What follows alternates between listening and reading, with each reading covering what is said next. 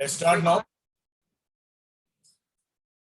तुम्हें एक क्वेश्चन दिया था मैंने करने के लिए, ये वाला। इसमें तो था पॉइंट्स। चलो एक क्वेश्चन करते हैं फिर। देखिए, ये वाला करवा दिया था। ओके, इसके एक और क्वेश्चन थोड़ा प्रैक्टिस के लिए दे रहा हूं मैं कि ये 10 ओम रेजिस्टेंस है, ये इंडक्टर है और ये कैपेसिटर है, और ये ऐसे तुम्हें एक्सी भी 10 ओम दे रखा है, एक्सएल 20 दे रखा है, और नो डाउट रेजिस्टेंस तुम्हें 10 ओम दे रखा है। और जो तुम्हारे पास ईएमएफ है बेटे, वो 20√2 साइन 100t + 30 है। ठीक है, तुम्हें क्या बोला जा रहा है? Find Z file I naught, IRMS, I as a function of time,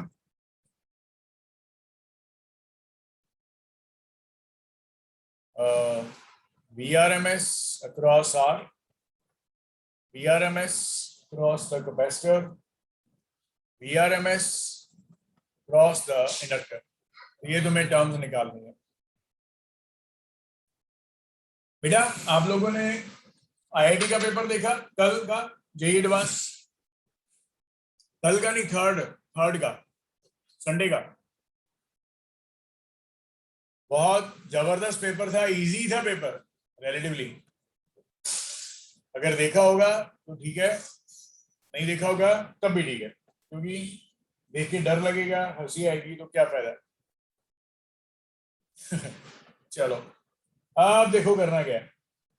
सबसे इंपॉर्टेंट तो तुम्हें पता ही है, अगर तुम Z निकालना चाहते हो तो ऐसे लिखते हो, ये XR हो जाएगा, ये XL - XC आएगा, क्योंकि दिखने में लग रहा है ये 10 है, ये 20 है, तो ऊपर ही आएगा, और ये Z आ जाएगा, ये फाई आ जाएगा। यहां से Z का आंसर आ गया, √R² + XL - XC का स्क्वायर। R कितना है? 10, और ये कितना है? 20 - 10 का होल स्क्वायर। तो बच्चे Z आ गया 10√2 और 10 फाई। 10 फाई कितना आया बेटे? 10 phi is XL - XC by R। तो ये 20 - 10/10 which is 1। 10 फाई 1 आने का मतलब फाई इज 45 डिग्री। अब क्योंकि ये पॉजिटिव 5 डिग्री आ रहा है, तो इसका मतलब तुम समझोगे ना क्या बोलने वाले हो। तो इसका मतलब बोलने वाले हो कि E leads I by 45 degree. यहां पे ऑलरेडी तुम्हें 30 डिग्री दे रखा है। अब इसमें तुम पहले V0 निकालोगे, जो कि I0 Z आएगा। यहां से I0 का वैल्यू कितना आ जाएगा? V0/Z। V0 तुम्हें दे रखा है 20√2, ये देखो। Z तुमने निकाल दिया है 10√2, कितना आ गया? 2। I0 का वैल्यू। फाई तुम्हारे पास टोटल 45 डिग्री है। सो I का जो फंक्शन ऑफ टाइम आएगा कितना आएगा? I0 साइन, तुम्हें पता ही है, ω/t + फाई होता है, लॉजिकली तो यही होता है ना। सो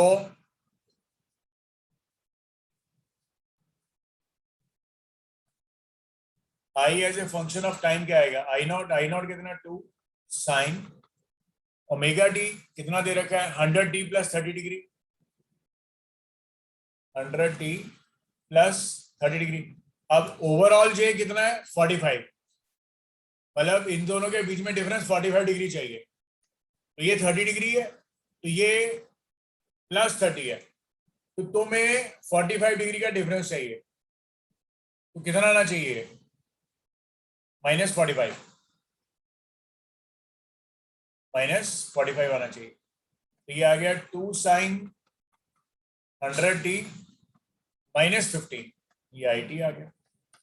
लॉजिकली समझ के देख लो, इसका कितना फेज है? 100t + 30, इसका कितना है? 100t -15, 100t + 30 -100t -15, ये तुम्हारे पास कितना आ गया? 45 डिग्री।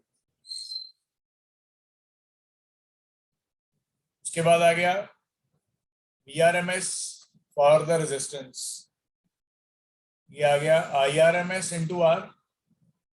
अब RMS तुम्हें पता ही है क्या होता है, पीक वैल्यू बाय √2। रेजिस्टेंस कितना दे रखा है? 10, ये तुम्हारे पास आ गया 10√2। अब तुम निकालना चाहते हो VRMS क्रॉस द इंडक्टर, तो वो बेटे IRMS × XL। IRMS तो 2/√2 आएगा, क्योंकि RMS निकालना है। तो RMS क्या होता है? I0 /√2 होता है IRMS का वैल्यू, और XL का वैल्यू तुम्हें 20 दे रखा है, तो ये आ गया 20√2। अब तुम बोलोगे what is VRMS for capacitor, वो आएगा IRMS × XC,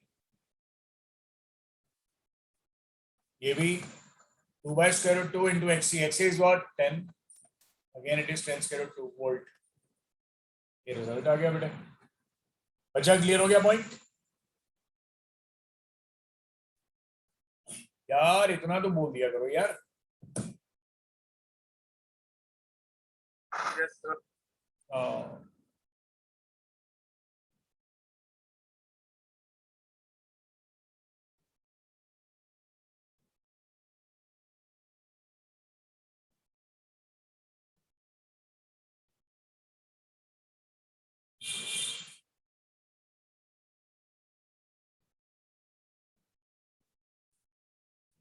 ये रिजल्ट आ गया। अब इसके बाद हमारे पास क्या है कि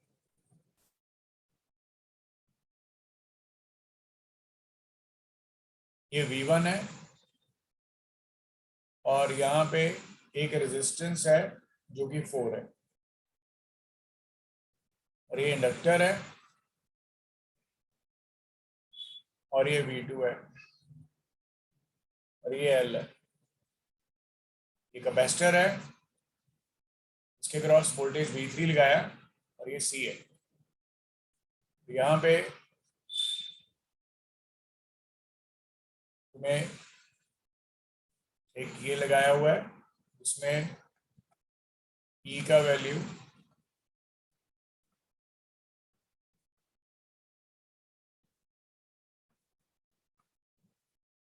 तो तुम्हें बोला जा रहा है, ये दे रखा है तुम्हें ऑलरेडी, जो वोल्ट मीटर की रीडिंग्स हैं, जो V1 है 40 वोल्ट है बेटे, V2 40 वोल्ट है, और V3 10 वोल्ट है, ये तुम्हें दे रखा है। फिर से बोला गया find I0, IRMS, I as a function of time,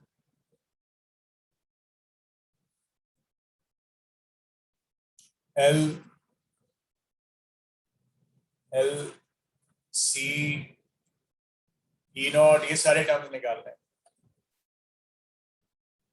देखो, हमेशा याद रखो, ये जैसे वोल्ट मीटर की रीडिंग्स तुम्हें दे रखी है, मैंने तुम्हें पहले भी बताया था, अल्टरनेटिंग करंट में कभी भी ऐसे वोल्टेज दिया जाए तो वो हमेशा RMS वोल्टेज होता है, हमेशा। ये मैंने तुम्हें पहले भी बताया था। अब तुम्हें वैल्यूज को निकालना है, तो देखो, अगर तुम करंट निकालना चाहते हो, IRMS कितना आएगा? वोल्टेज V1, जो बेसिकली RMS वोल्टेज है बाय रेजिस्टेंस, और VRMS तुम्हें दे रखा है 40 वोल्ट है, और ये रेजिस्टेंस तुम्हें 4 ओम दे रखी है, तो ये आ गया 10 एम्पियर। तो ये सीरीज में लगे हैं, तो इसमें तो IRMS सभी के लिए सेम रहेगा। ओके, अब सेकंड पॉइंट आ गया कि यहाँ पे VR पोटेंशियल डिफरेंस है और ये VL माइनस VC है, और ये जो टोटल, क्योंकि सारे RMS वैल्यू दे रखे हैं तो ये VRMS ही आएगा पूरे का पूरा सिस्टम का। तो तुम्हारे पास ये एंगल फाई आ जाएगा। तो यहां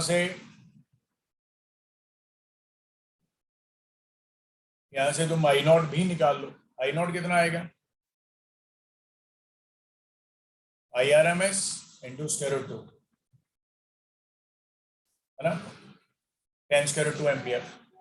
अब आ गया VL माइनस VC, यहां से 10 फाई आ जाएगा, VL minus VC by VR, मतलब 40/40 is 3/4। फाई का वैल्यू 37 डिग्री आ गया। फिर आ गया I as a function of time as I0। अब तुम्हें ये चीज तो पता ही है, ये 100πt प्लस 5/6 है, और फाई का वैल्यू तुम निकाल चुके हो 37 डिग्री है। तो पहले तो तुम इसको पूरा लिख लोगे, I0 sign of 100πt plus 5/6। 5/6 क्या होता है? 30 डिग्री, और ये लैग करता है करंट, 30 डिग्री माइनस 37। यहां से तुम्हारे पास I as a function of time कितना आया? I0 तुमने निकाला कितना? 10 square root 2 sine of 100πt minus 7 degree, ये रिजल्ट आ गया IT का। बच्चा क्लियर हो गया पॉइंट?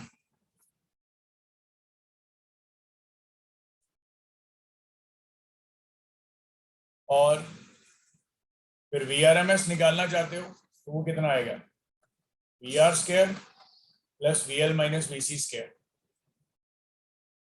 कितना आया? स्क्वायर रूट, वो आ गया 40 का स्क्वायर, और वो आ गया 40 माइनस 10 का स्क्वायर, ये आ गया 50। तो इस तरह से तुम अगर E0 निकालना चाहोगे तो वो क्या आएगा? VRMS इंटू स्क्वायर रूट 2, ये आ गया 50 स्क्वायर रूट 2। E0 का वैल्यू आ गया, E0 भी तूने निकाल दिया। फिर आ गया VRMS cross L as what? IRMS into XL. What is XL basically? Omega L.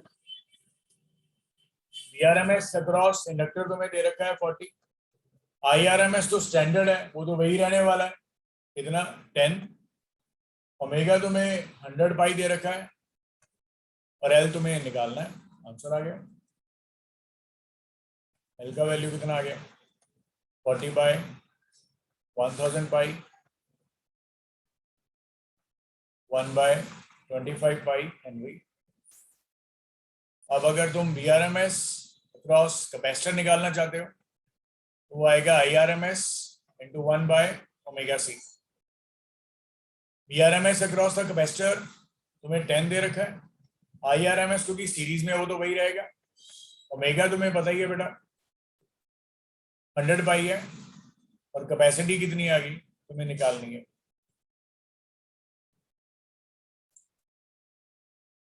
Okay, यहां से बेटे तुम्हारे पास C का जो वैल्यू आएगा कितना आ जाएगा? C का वैल्यू 1/100π फैरेड, ये रिजल्ट आ जाएगा।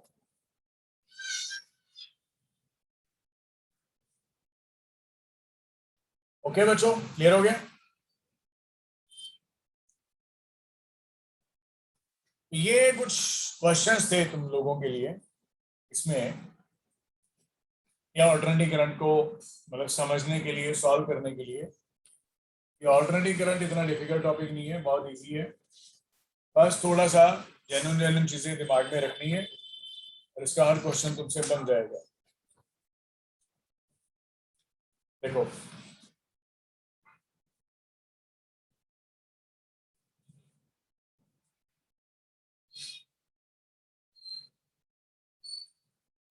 जैसे मैं तुम्हें एक और क्वेश्चन और करवा रहा हूँ कि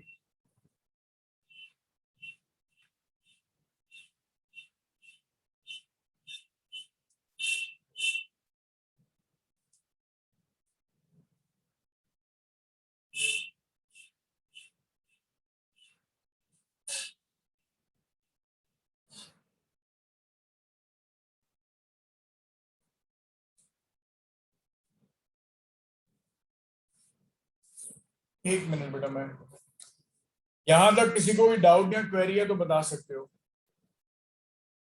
बच्चों।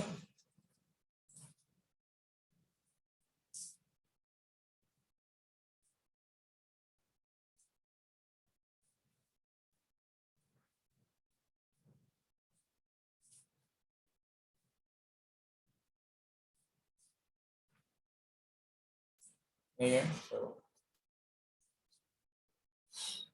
तो ये था हमारे पास ऑल्टरनेटिंग करंट। बेटा कोई doubt, any question from your side तो बता दो।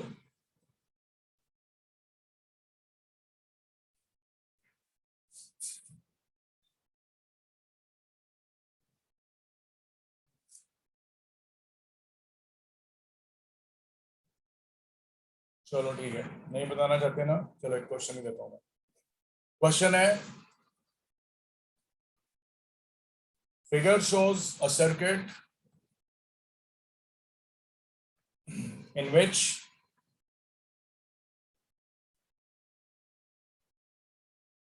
left side capacitor is charged to a voltage V naught if at t is equal to 0, S is closed, S is closed, find the time dependence, find the time dependence of voltage in both the capacitors, in both the capacitors. ठीक है, मतलब ये जो left side वाला capacitor है और ये inductor है, एक और हमने कैपेसिटर लगाया और ये स्विच लगाया। यहाँ पे चार्ज Q था पहले, ये इंडक्टर है L है, ये कैपेसिटर C है दोनों का T0 पे, और इसका कुछ ना कुछ पोटेंशियल है V नॉट इनिशियली T0 पे। Q का वैल्यू, कैपिटल Q का वैल्यू तुम्हारे पास CV नॉट है। बाद में क्या हुआ, बाद में जब ये डिस्चार्ज हुआ, ये पॉजिटिव है ये नेगेटिव है, तो बाद में क्या हुआ, यहां से Q चार्ज निकल गया, small q at any in time. इस पे कितना चार्ज रह गया, Q माइनस Q, यहाँ पे कितना आ गया, Q प्लस Q। तो वैसे ही यहाँ पे माइनस Q चार्ज आ गया और यहाँ पे जो टोटल चार्ज है हमने वो भी माना, यहाँ से चार्ज निकल गया तो ये Q माइनस Q आ गया, क्योंकि ऑलरेडी ये माइनस Q चार्ज है ना, इसलिए कैपेसिटर पे। तो तुम इसमें क्या बोलोगे, at any time t, let any time t, any in time t, small q has moved from left to right, है ना, लेफ्ट टू राइट ऐसे मूव कर गया। सो therefore energy stored at that instant, उस इंस्टेंट पे कितना energy store होगा, तो तुम बोलोगे Q माइनस Q का स्क्वायर बाय 2C कैपेसिटर के अंदर, और उस इंस्टेंट पे क्योंकि चार्ज फ्लो कर रहा है तो करंट तो है ही है, हाफ Li स्क्वायर, और Q square by 2c as the constant. अब यहां पे कोई लॉस ऑफ एनर्जी नहीं है, इस वजह से तुम जिसका डेरिवेटिव लोगे तो वो जीरो आएगा, तो डिफरेंशिएट कर दो विद रिस्पेक्ट टू टी तो जीरो आएगा। तो यहां से तुम्हारे पास बेटा 2/c और D by D T of Q minus Q का square plus L/2 into D by D T of I square 1/2c D by D T of Q square है जीरो, डेरिवेटिव तो कांस्टेंट के बराबर है। तो ये आ गया 1/2c इंटू 2 साथ में Q minus Q into minus D Q by D T,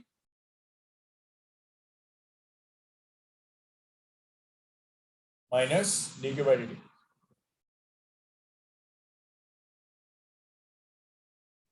और minus D Q by D T का नाम तुम आई लिख दो तो अच्छी बात रहेगी ना। प्लस ये कितना आ गया, L square by 2 into power आ गया आई और D I by D T plus ये फिर से हाफ सी 2q और फिर से D Q by D T as what zero. Common terms को कट कर दो, क्यू क्यू कट गया, क्यू क्यू कट गया। तो तुम्हारे पास क्या क्या रिजल्ट्स आ रहे हैं देखो एक बार जल्दी जल्दी से। ये आ रहे हैं, अच्छा आई तो सभी में आ रहा है क्योंकि D Q by D T भी आई होगा, आई को कट कर दो, छोड़ दो इसको। ये तुम्हारे पास आ गया minus Q by C plus ये 2 और 2 कट गया, L square D I by D T plus ये 2 कट गया Q by C is equals to zero. भाई एल स्क्वायर क्यों लिख रहे हैं हम लोग, क्या दुनिया में हो गया। एल स्क्वायर थोड़ी होता है, L/2 होता है ना, हाफ एल आई स्क्वायर होता है। ठीक है, तो क्या करो, एक कांस्टेंट वाली टर्म को उधर ले जाओ तो वो प्लस हो जाएगी। अब देखो मैं तुम्हें थोड़ा सा ट्रिक बताता हूँ क्या कर रहा मैंने। आई तुम्हें पता ही है क्या होता है, D Q by D T, तो मैं इसको लिख रहा हूँ D by D T of D Q by D T double derivative. ठीक है, सारी इक्वेशन को एल के साथ डिवाइड कर दिया मैंने, तो plus Q by L C इधर आ गया और ये दो आए यहां से और यहां से, दोनों से, तो 2q बाय एल सी आ गया। अरे टोटल टर्म किसके बराबर आ गई, q बाय एल सी के, q बाय एल सी के बराबर।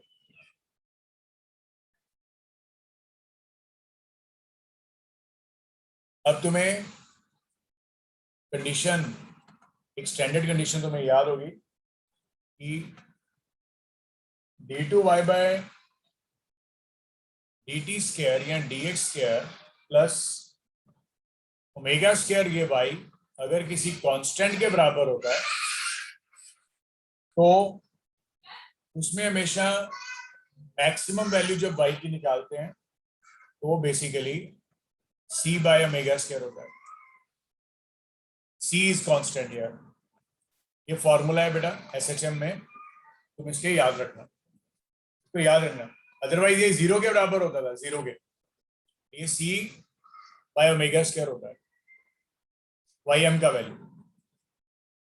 इस वजह से इस कंडीशन को देखते हुए अब यहां पे वेरिएबल कौन है, q, तो q का जो m मैक्सिमम वैल्यू है कितना आएगा, वो आएगा constant which is q by L C by omega square. Omega square कितना, 2 by L C, L C cut गए, वो आ गया q बाय 2 और ओमेगा का वैल्यू तुम्हें पता लग ही रहा है, स्क्वायर रूट ऑफ, कंपेयर कर लो 2 बाय एल सी ये ओमेगा। बस कहानी खत्म, क्या करना नाउ, जब तुम चार्ज निकालोगे किसके बराबर आएगा,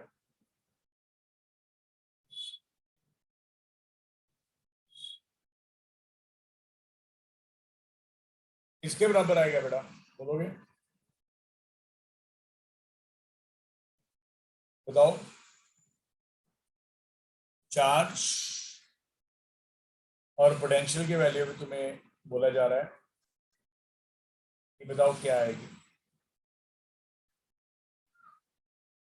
बताओ बच्चों।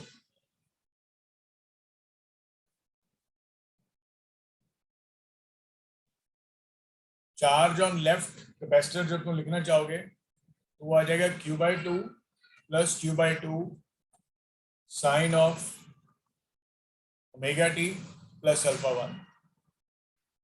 और राइट साइड पे ये formula Q/2 plus Q/2 sine of omega T plus alpha 2 होगा, प्लस अल्फा 2 होता है।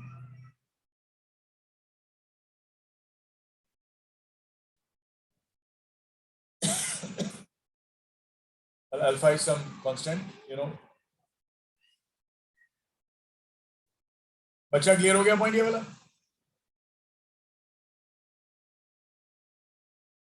बच्चों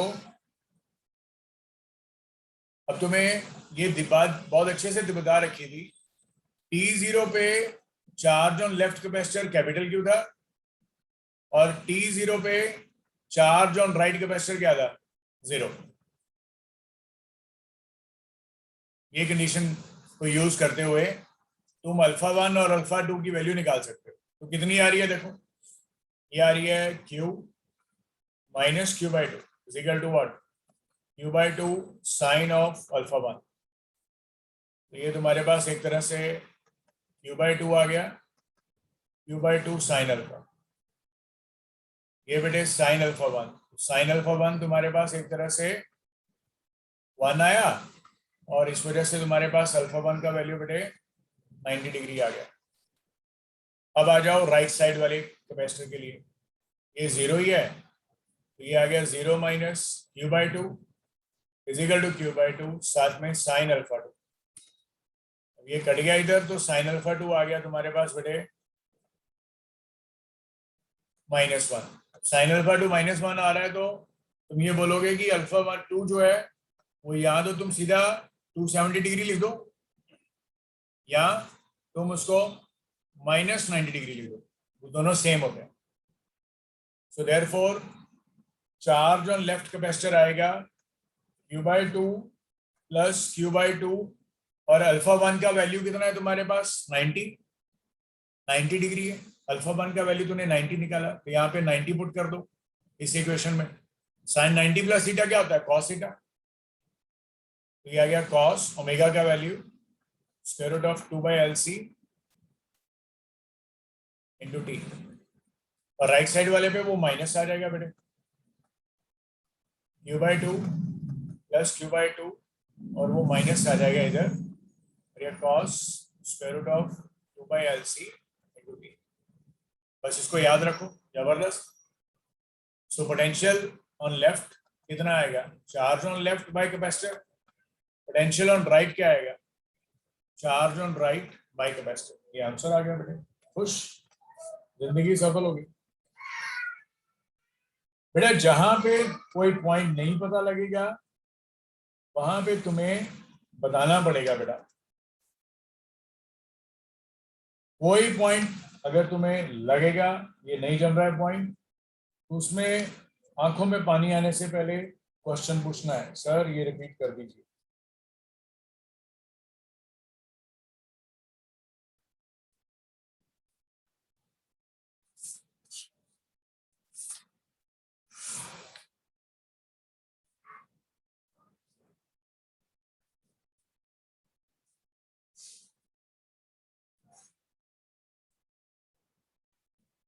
हाँ जी बच्चों,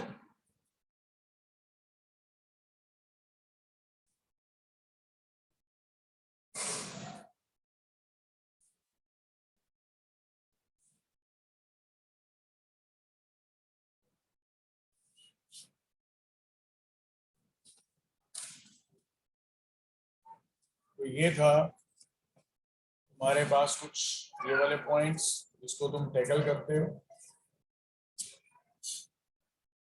मतलब यही तुम्हारे पास था सारे का सारा फंडामेंटल को जो हमारे बताने वाला था, डिस्कस करने वाला था। इसके बाद तो तुम्हारी पावर चलेगी।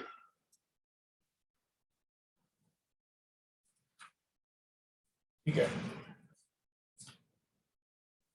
तो ये हमारा टॉपिक खत्म हो गया बेटा, ऑल्टरनेटिंग करंट। अब तो थोड़ा बहुत अगर कुछ क्वेश्चंस का रहेगा, कैसा भी है तुम लोग ट्राई करो अच्छे से। कोई डाउट और क्वेरी रहता है तो जरूर बताओ। ठीक है, ओके।